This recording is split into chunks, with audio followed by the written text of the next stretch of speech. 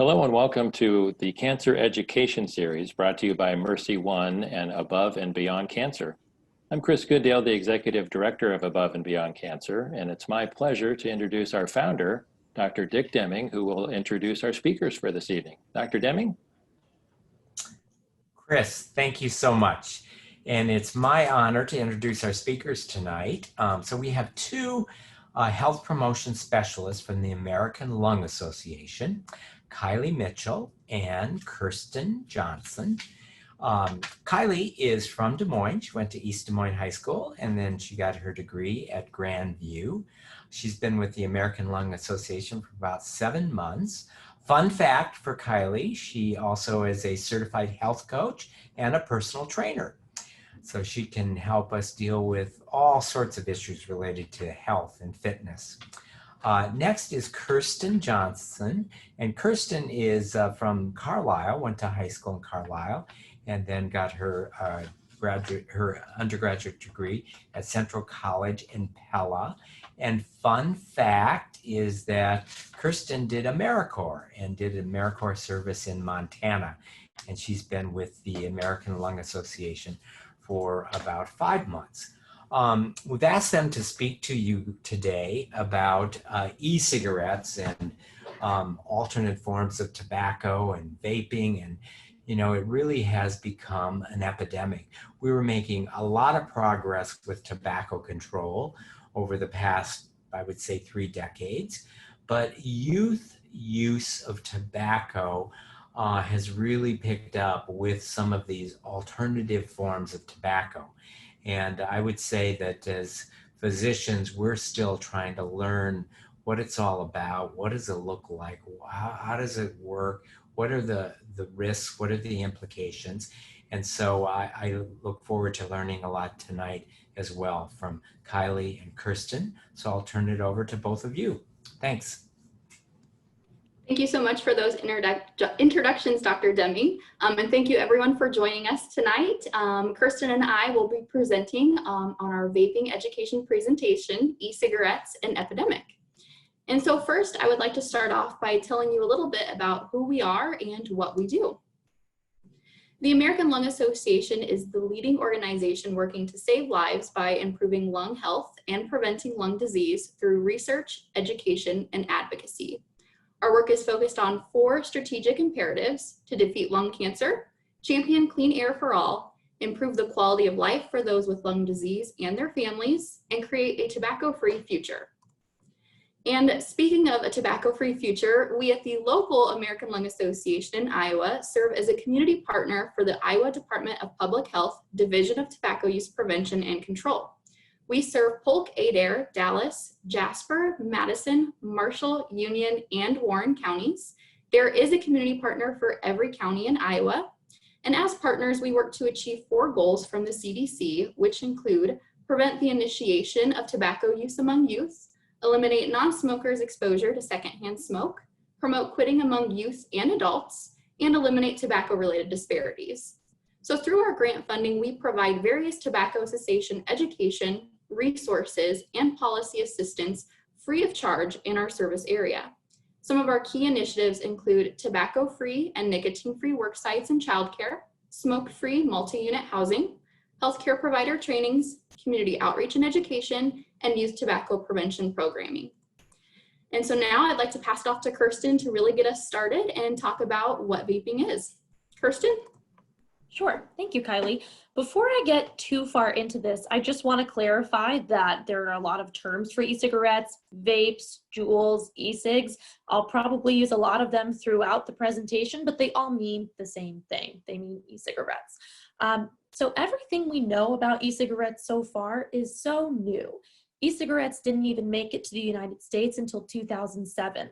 It was shortly after that that the FDA wanted to regulate them as a drug or medical device, but they received a lot of severe backlash from tobacco and e-cigarette companies wanting them to be regulated as a tobacco device. The FDA gave in, but it wasn't until 4 years after that when they finally issued their proposal about how they were going to regulate them. So they've been on the market for a long time without a whole lot of regulations. Now, I'm not going to take you through all these bullet points, but I do want to point out this last one down here, that the legal age for purchasing tobacco and vaping products has increased from 18 to 21. So that's a really big victory for us at the Lung Association and really for health of youth across America. Slide, please. So what is an e-cigarette exactly? An e-cigarette is an electronic device used to simulate smoking by delivering an aerosol vapor to the user's lungs. You can see a lot of different types down below. One of note is the cig-alike. So it's become a popular marketing technique to encourage smokers of traditional combustible cigarettes to switch to an e-cigarette as a way to save their health. This isn't necessarily how it works, but you can get that same hand-to-mouth motion with a cig-alike. Then you also see the mid-sized ones here, the tanks and mods, and finally the pods, which I would say are most popular among the youth, but you can see how different they all look and why it might be hard to identify them. They come in a lot of different shapes and sizes and packages. Slide, please. So here's a bunch of different kinds here. One of note is this one down in the bottom right-hand corner of your screen. It's in that pink box and it's got a watermelon on it. That's a puff bar. So that's a new player in the e-cigarette market. We'll talk a little bit about this later, but the FDA actually banned a lot of flavorings in e-cigarettes. So you used to be able to get fun flavors like mint, fruit, things like that. And Juul, or a reusable e-cigarette or vape, is no longer allowed to sell those. However, the big loophole is that if it's a disposable, e-cigarette, those flavors are still allowed. So kids are switching to puff bar because that's where they get their fruity mango flavoring from. Slide. Here are some graphics created to show you just how difficult it is to identify an e-cigarette among a typical teenager's possessions. So you can see that they can blend in as lip gloss, as a highlighter, maybe a USB flash drive, or hand lotion. So it's often that parents don't know their kids are vaping. It's easy to conceal, and they're small and they blend in. So most of the time kids can hide it. Slide. There are a lot of different types of e-cigarettes, and I've already mentioned the most prominent player, Juul. Juul is what really helped e-cigarette use take off. Kylie's going to take you through some of their marketing techniques later, and you'll see exactly why it's so appealing to young kids. But juuling has actually become its own verb. They have more than half of the e-cigarette market, and as I mentioned, with the flavor ban and them not selling disposable vapes, that number is decreasing, but they're the ones responsible for this big spike towards this epidemic of youth vaping. Slide. So all e-cigarettes basically work the same way. As you've seen, they come in a lot of different shapes and sizes, but they all contain the same components. They're battery powered, and that can either be a disposable battery or a rechargeable one, which powers the coil that heats the pod, which contains the liquid flavoring solution. And that liquid becomes aerosol, which is then inhaled by the user. So you can see these examples, they're built a little differently, but they all work the same. Slide. The main problematic ingredient in an e-cigarette is nicotine, because that's the addictive component that's gonna increase the usage among users. And we know that nicotine is harmful to youth, pregnant women, fetuses, but it's also harmful because it's addictive. And it's unfortunate because these are so unregulated that studies have found that even devices that are claiming to be nicotine-free actually often have traceable amounts of nicotine in them. And there's not a lot of consistency even within a brand or a labeled strength for how much nicotine is actually in that pod. So you might be looking at a package that says it contains 5 milligrams of nicotine, and after a study is done, it might find that there's 7 or 10. So really what you see is not always what you get when it comes to nicotine in vaping. Slide. Other important components are obviously the flavoring. There are tons of flavors available targeting younger kids. So you see this example here. We're all familiar with Cinnamon Toast Crunch, and it's delicious, and they created an e-liquid to match it. So you can get that cinnamon sugary taste in a liquid form to put in your vape if that's what fits your fancy. And there's mango, mint, anything you can imagine really. So kids really go crazy for the flavors. Other important chemicals to note are propylene glycol and vegetable glycerin. Both of these are safe to ingest, but when they're heated with the coil in the vape, that changes their chemical composition, and that makes them unsafe to inhale. Studies have also found formaldehyde, volatile organic compounds, and heavy metals in vaping pods. So some serious stuff. Slide, please. Additionally, the University of North Carolina found that 2 of the ingredients I just mentioned, propylene glycol and vegetable glycerin, are actually toxic to cells. And not only do e-cigarettes contain a lot of damaging chemicals, they produce a number. So when that liquid turns to aerosol, new chemicals are produced and released into the air, and they all fall under the category of aldehydes, which can cause not only lung disease, but heart disease as well. So this isn't just a lung issue. This is affecting more of the human body than just our respiratory system. And finally, e-cigarettes contain acrolein, which is an ingredient in herbicides to kill weeds. So imagine spraying a weed killer into your mouth for fun. That's what vaping is. Slide, please, Kylie. And of course, we know that nicotine is damaging to the brain, especially during adolescence. You know, they're going through all of these developmental changes, there are hormones, it's a big growing time for an adolescent's brain. And nicotine can permanently damage their attention span, their learning habits, their mood, their impulse control. And on top of that, it's addictive. So teens who use it will start off using it for fun, feeling in control, but eventually, if they continue use, they'll begin to feel like they have to use it, that they must, that it's a need. So it can be really dangerous. Slide, please, Kylie. And it primes the brain for addiction. So we see that youth who vape are 4 times more likely to smoke traditional combustible cigarettes. So nicotine is kind of a gateway drug. Slide. Now this is interesting. I found this fascinating when I first learned about vaping and all of the stuff that goes into making it marketable to kids. So cigarettes contain your traditional free-base nicotine. And that on a pH scale is high. It's in the blue zone, which means that it's irritating to the throat and it's uncomfortable. And e-cigarette makers, Juul manufacturers, knew that this would be a deterrent to kids using those devices. So they developed nicotine salt, which is nicotine with chemicals added to lower the pH. So it makes it a lot more comfortable and easy to use.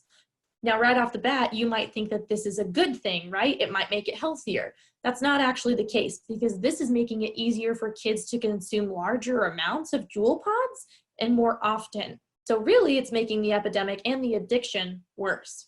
Slide. Now this slide, I'm going to do my best to explain it. So I've talked a little bit about how the milligrams of nicotine labeled on the package might not always be accurate. This data comes from the Juul lab. So this is what they claim is in each device. It could be more than that. It might be less. I would bet not. But we're comparing this to a traditional pack of cigarettes. So your pack of cigarettes contains 20 milligrams of nicotine. 1 Juul pod contains over double that. Now, it's not uncommon for a Juul user to go through a pod a day. So by that logic, nicotine-wise, they are a 2-pack-a-day smoker. That's how addicted they are.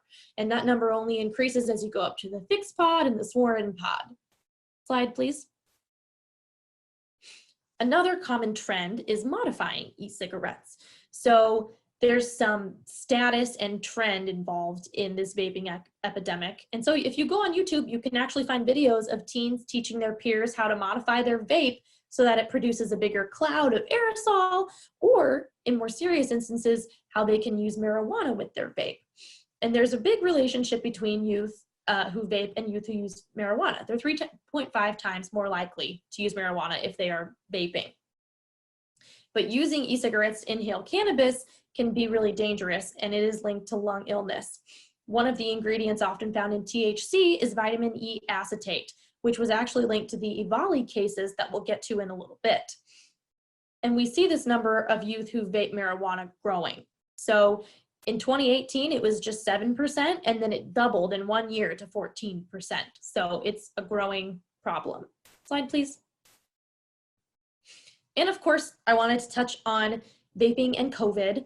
Now, both of these are such new phenomenons that the evidence of a relationship between them is just, it's preliminary. It's only getting started. But here's what we know. I wanted to talk about how the two work together. So the aerosols e-cigarettes produce are really harmful to the cells in the lung and diminish its ability to fight infection. It also lowers the immune function of the lung and causes lung inflammation, making it much more likely for a person who vapes to experience extreme complications from COVID-19 if they're exposed. Additionally, some of the chemicals found in vaping devices, propylene glycol, glycerol, flavoring agents, have the ability to go really deep into the lungs because they're such fine particles, and that's often where they find critical COVID cases, is deep in the lungs. Slide. Kylie.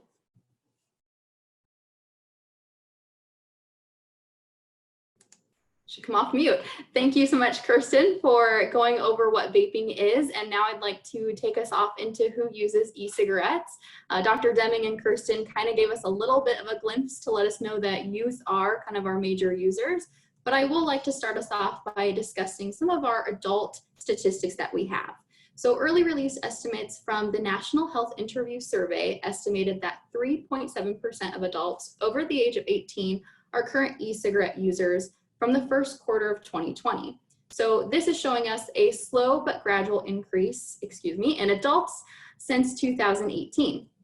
While specific demographic data isn't available for 2020, the data on this slide from the 2018 National Health Interview Survey shows us that about 4.3% of men and 2.3% of women are current e-cigarette users, meaning that men are twice as likely to use e-cigarettes than women. And with age, the younger you are, the more likely you are to use e-cigarettes. And it comes down to our youth are the main ones targeted for using e-cigarettes. So as they grow from youth into young adults, we're seeing those rates rise in that age group. Also, we should note that the highest percentage of e-cigarette use as of right now is non-Hispanic white, but we do see rates in non-Hispanic Asians, Hispanics, and non-Hispanic Blacks. The rates or the statistics from 2018 don't really show much in terms of a significant difference in income in e-cigarette use, but we do know that those who use traditional tobacco, we see higher rates among those with lower income. And while e-cigarette manufacturers often say that they produce their products and they're intended for adults who want to quit smoking, we know that the youth statistics really paint a different story.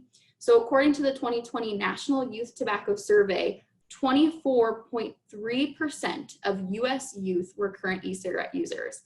And just to remind you, adult e-cigarette users in 2020 was only 3.7%. So while we are encouraged to see that about 1.8 million fewer US youth are current e-cigarette users compared to last year, we cannot forget that just 9 years ago, in 2011, youth e-cigarette use was only 1.5%. I'll say that again, 9 years ago, only 1.5%. As of 2020, we're at 24.3%.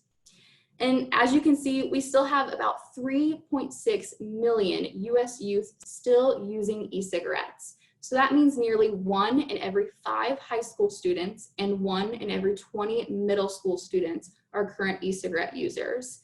And what's even more alarming is that just over 60% of high school students and just under 30% of middle school students use e-cigarettes at least 20 or more days per month. And while right now pre-filled pods and cartridges such as Juul are still the most commonly used device among youth, disposable options, as Kirsten mentioned, are increasing at an alarming rate. So from 2019 to 2020, disposable e-cigarette use increased almost 1,000% among high school e-cigarette users. Again, 1,000%. So we're talking last year, 2.4% used disposable e-cigarettes, and this year, 26.5%. And it increased by 400% among middle school e-cigarette users. So we're talking 3% last year to 15.2% this year. And one likely reason for that shift, as Kirsten mentioned, is the FDA ban on flavored reusable vaping devices. Now, that flavor restriction, like Kirsten mentioned, does not apply to all disposable products. So unlike the first generation of disposable e-cigarettes, like the e-cigs or the cig-alikes that Kirsten showed, these new brands and these new products are a lot more sleek. They're easily concealed. They're pre-charged for the user. They're cheaper at almost $5 or less per device. They come in a variety of flavors, and they contain sometimes even higher levels of nicotine than even Juul. And as Kirsten mentioned, Puff Bar is kind of the biggest disposable e-cigarette product on the market as of right now, and it's gaining popularity because of its similarity to Juul. And one final thing is the survey also found that more than 8 out of 10 current e-cigarette youth users report using flavored products. So most commonly used flavors among youth include mint, fruit, candy, and menthol. And this slide here just represents a few of the different disposable e-cigarettes available, as well as highlights the vast variety of flavors they come in. So I know Kirsten mentioned a few, but flavors such as grape, pink lemonade, lush ice, and OMG, orange mango guava, as well as these brightly colored packages really catch the eye of youth. And I wanted to share some statistics with you that hit a little closer to home. So I included a few charts from the most recent 2018 Iowa Youth Survey. This chart here represents youth answers for e-cigarette use in the past 30 days. About 8% of Iowa 8th grade students reported using e-cigarettes in the past 30 days, and 23% of 11th graders reported using e-cigarettes in the past 30 days. And while our youth rates are very comparable to the national rates, I like to point out that our youth that were surveyed in 2018 showed less frequent use throughout the month, at only 1% of 8th graders and 7% of 11th graders using e-cigarettes on 20 or more days per month.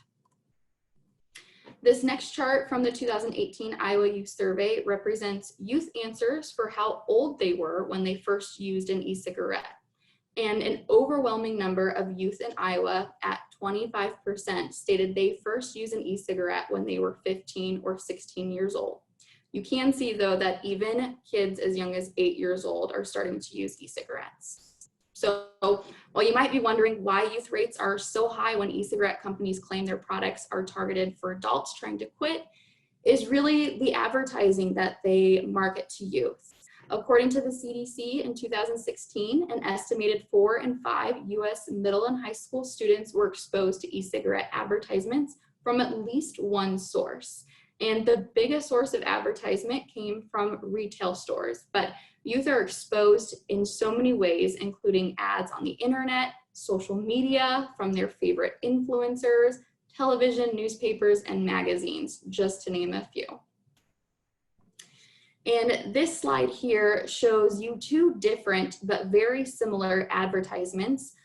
They both depict a hip, cool young man. The difference is the ad on the left is showing the Cool brand of traditional cigarettes, while the ad on the right is showing the electronic cigarette Juul. And this is just another example of how similar traditional cigarette ads and electronic cigarette ads are. This one depicting a young, beautiful woman. So why are these ads so similar? One of the main reasons is because it's really the same players making these new products. So some of the brands behind these new products are actually the same companies that produce traditional cigarettes. For example, the company that sells Cool sells the e-cigarette Blue, Marlboro sells Mark 10, and Camel sells Views. Now, Altria, the tobacco giant and maker of Marlboro cigarettes, paid $13 billion to get in on Juul. And with that, I'd like to pass it over to Kirsten to talk about the health effects associated with vaping. Yeah, so the health risks are why we're here, aren't they? Slide, please, Kylie. So we've talked a little bit about the different chemicals that are produced by e-cigarette aerosols. So we've got volatile organic compounds, nicotine, ultrafine particles that get deep into the lungs, and so much more. Slide.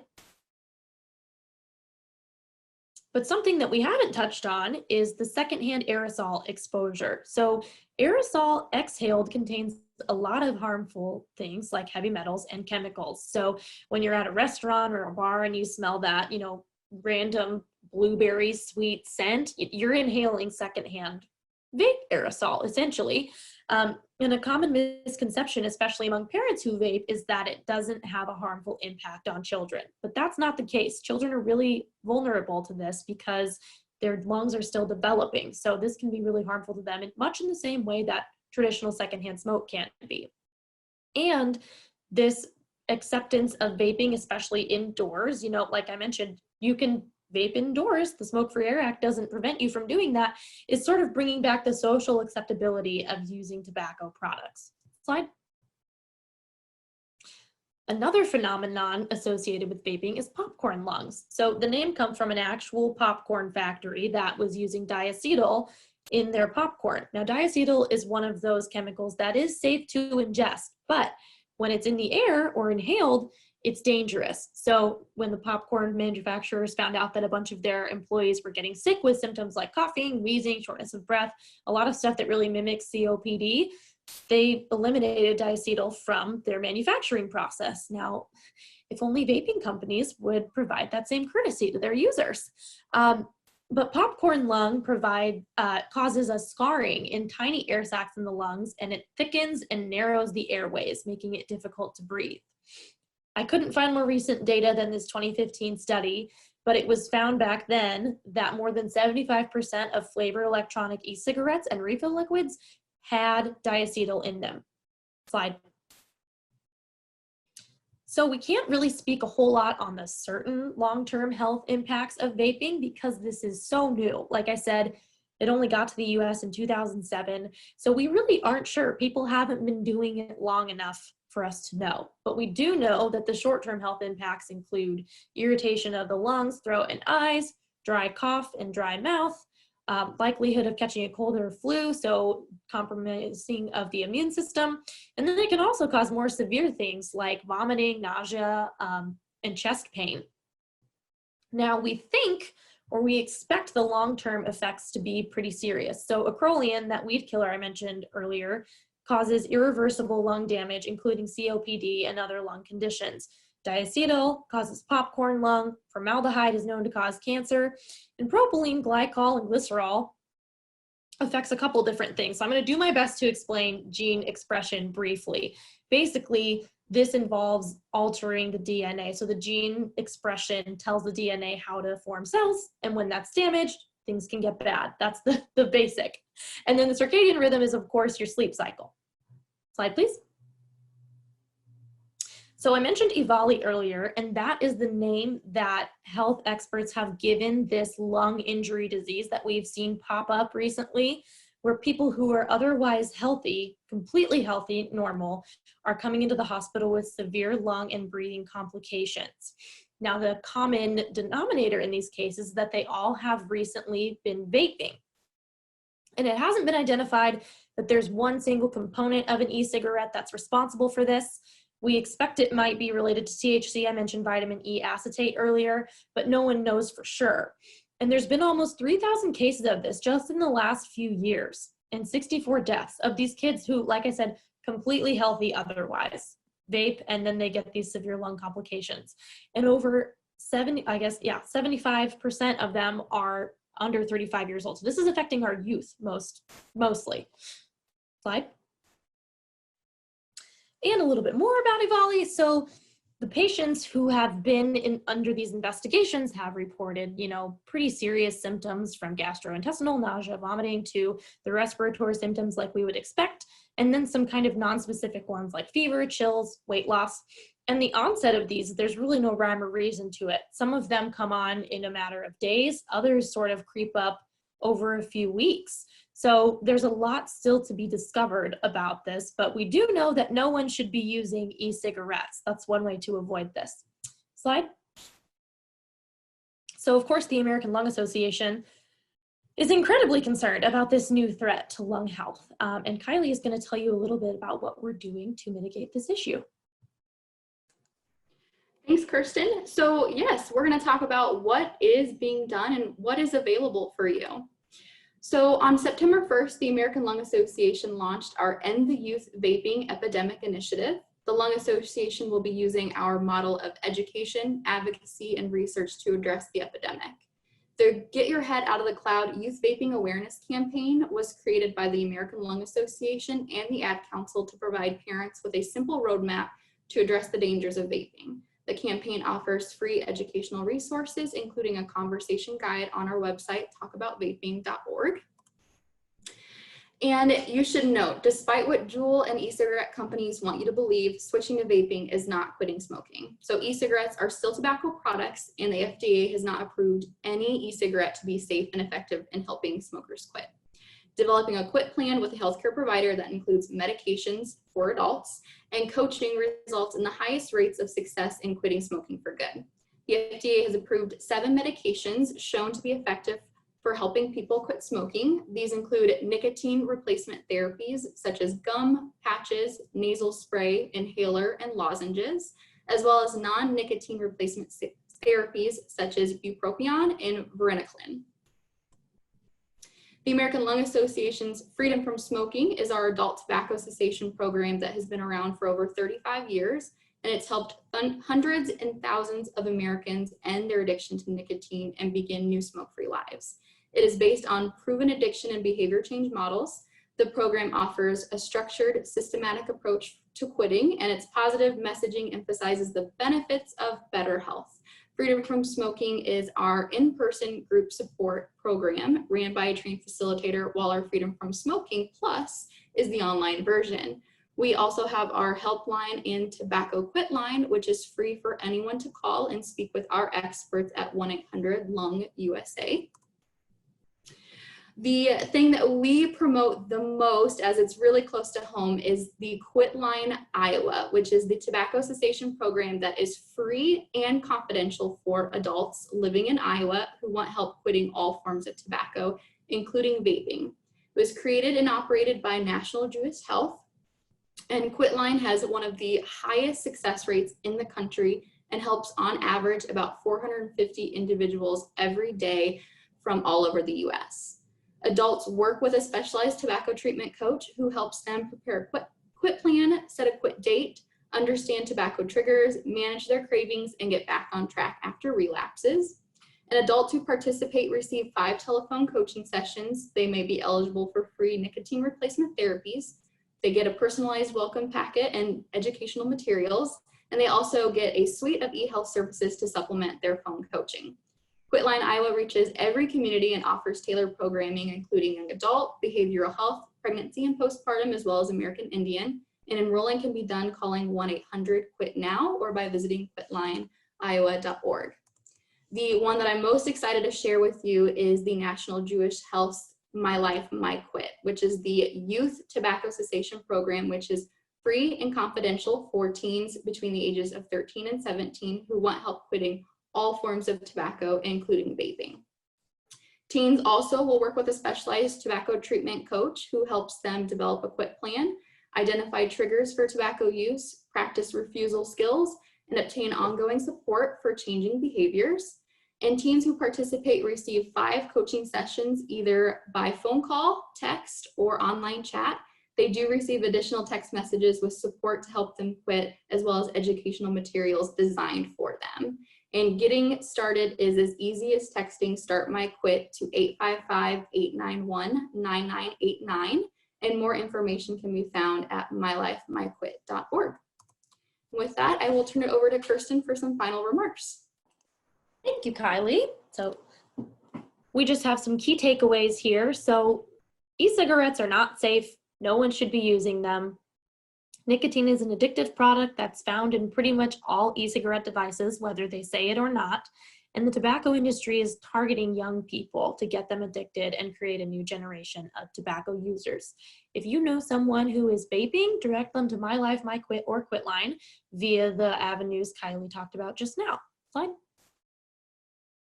And finally, we thought we'd end with this nice quote from the Surgeon General.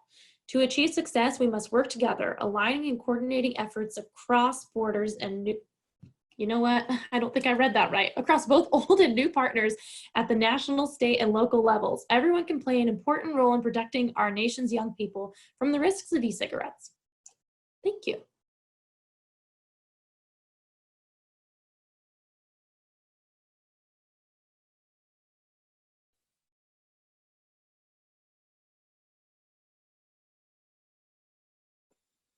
Those statistics are quite sobering when you really think about it, and the fact that there's young people are starting at such a early age that it's only going to get worse. You know, that is.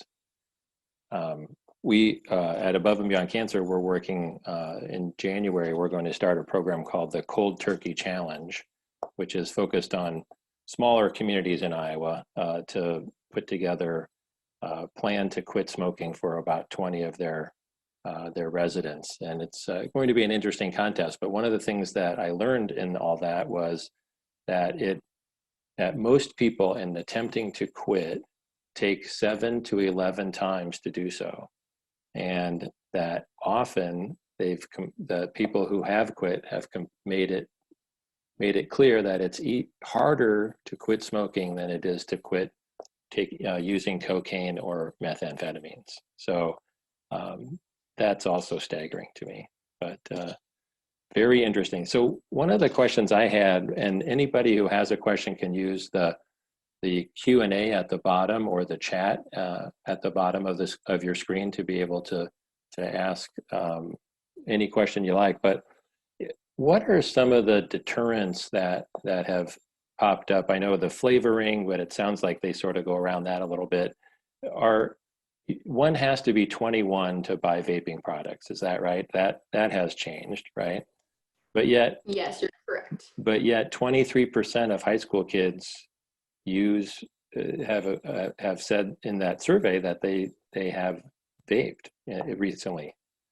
So how is it, and maybe there's nothing new under the sun, but do they find somebody who will sell it to them, or they have a fake ID, or how is it that they're getting around this new law? It's like you said, Chris, it's usually they're finding someone that can provide or buy them for them and give them to them. That's why switching the law to 21 will make it harder in the future for our youth to have access, because they used to ask their 18-year-old friends, who some are still in high school, to buy those vapes for them.